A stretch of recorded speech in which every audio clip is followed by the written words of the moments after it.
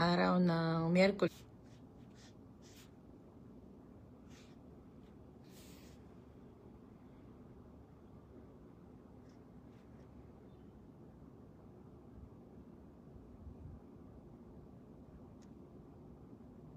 Magandang gabi po. Quick live po tayo ngayong araw ng Miyerkules. May 14 po. Magandang gabi po.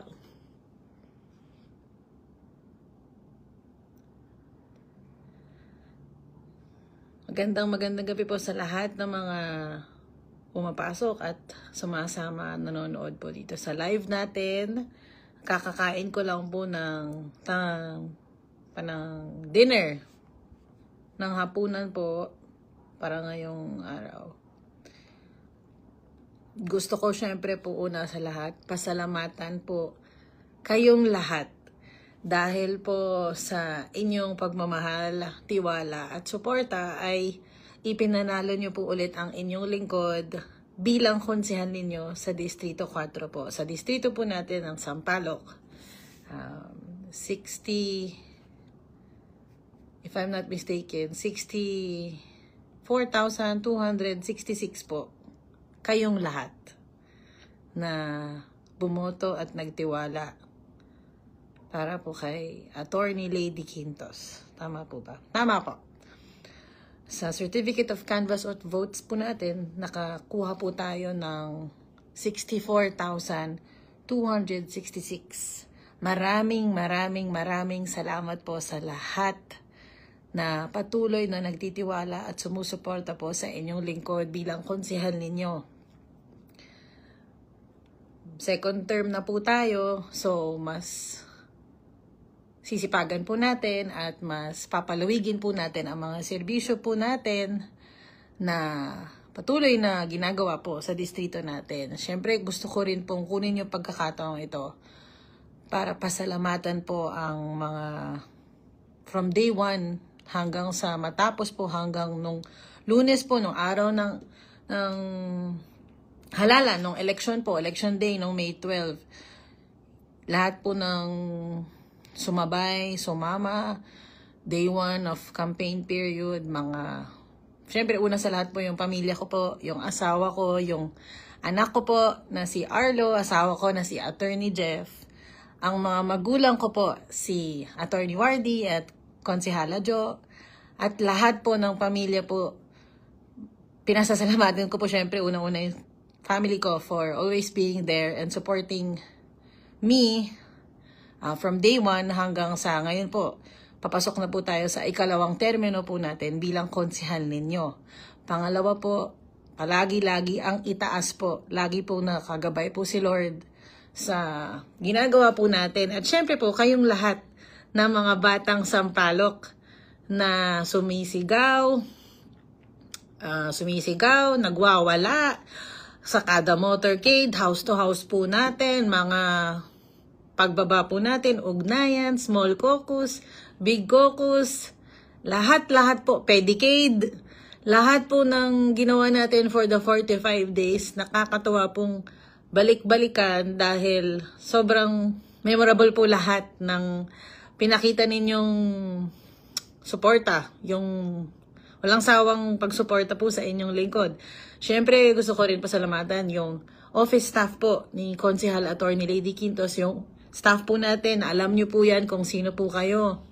Ayoko na po isa-isahin dahil baka may makalimutan po ako at magalit kayo bukas, di kayo pumasok sa opisina kasi tuloy-tuloy pa rin po ang opisina ng inyong lingkod. Meron po tayo sa City Hall, sa 4th floor at syempre yung district office po natin na palaging bukas po dyan sa Quinto Street po, sa bahay po namin. Alam nyo naman po yun, sa baba lang po. Ay, dyan sa lang po sa Quinto Street. So, pangalawa po, ang kasunod po doon, gusto ko din syempre pasalamatan ang lahat ng barangay leaders, zone leaders, barangay coordinators po natin, barangay officials, magmula po sa barangay chairman, mga barangay health workers, lahat po ng mga public officials po ng barangayan, mga pamilya po ninyo, lahat po ng patuloy na sumusuporta po sa inyong lingkod.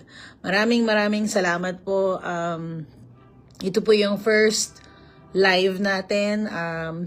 Pagkatapos, mula nung tayo na proclaim, nung kahapon lamang po tayo na proclaim, May 30 at around 5:30 po ng hapon sa Manila City Hall, Session Hall. Kasama po natin yung 5 pa pong nanalo na inyong binoto bilang konsehal po sa distrito po natin sa Sampaloc. Maraming salamat po sa lahat ng sumama nga po pala sa proclamation po natin kahapon at ng buong team sa Manila City Hall, Session Hall. Napakasaya po na hanggang sa marami po sa atin walang tulog.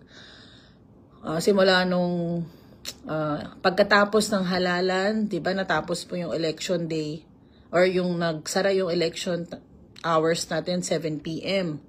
So from 7 p.m. po nung May 12 hanggang sa kahapon, halos wala pong tulog ang lahat ng kasamahan natin, lalong-lalo na po yung mga staff at mga officials po, lalong-lalo na po, syempre, gusto ko rin pong pasalamatan yung board of canvassers natin na tuloy-tuloy po silang talagang binantayan po nila yung canvas of votes po dun sa Session Hall, Manila City Hall, para po hindi nila pinabayaan, tuloy-tuloy din po yung pagpasok or pag-transmit nung mga ER sa buong lungsod ng Maynila. Siyempre po, masaya po ang inyong likod dahil Yorme is back. Mayor Isko Moreno Dumagoso is back po bilang ama ng ating lungsod. Kasama po niya ang ating Vice Mayor-elect, Vice Mayor Chi Atienza. At siyempre po kami pong 6 na konsehal ninyo na inyong inihalal sa distrito po natin ng Sampaloc.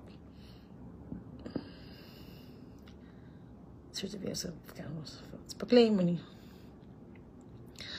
Shout out lang po ako sa mga kasama nating nanonood. Magsimula po ako sa una.